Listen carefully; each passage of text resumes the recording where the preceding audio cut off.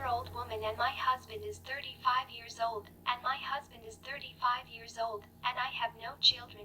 My husband is kind, not nervous. He respects me very much, and in the extreme he does not beat, does not smoke, and does not prevent me from seeing my parents, and does not insult me, even though I injure him when I get angry with his actions. But all these beautiful qualities melt in front of the palm, and he takes a salary that can living with the rich, but the sight of living with him and his living with him, like the poorest people, cheaper to the maximum degree even for his family and himself. No travel, no clothes come home if he buys something looking for cheaper, and in the kitchen expense he brings very few basics. I am a woman employee. He does not ask me money or allowance, but I take responsibility for the house of my family, my mother and my younger sisters. In the expenses I cannot spend on my family and on myself, and on his cheaper house. I feared to have a child and drown in the responsibility alone, or the darkest of my son I had with a father who is so stingy that he never keeps his promises, and never once I needed him,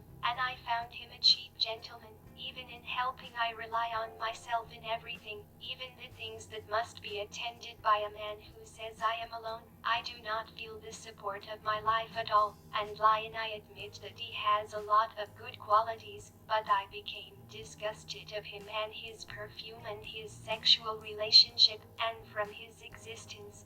I smell because of his lack of manhood. I told him a lot that if he did not change his character Scrooge and take responsibility, I will not be able, if I continue with him and give him many chances but no life for those who call. I lived half my life with a cheap father. I hate the cheapness to the point of madness. Please tell me, if I put all his good qualities in the hand of balance and cheapness and lying, and the lack of masculinity in the other cuff, what will force me to do more in my way or continue with him? I will shoot and regret in fear that I will continue with him, and I will have a head, and I will explode from thinking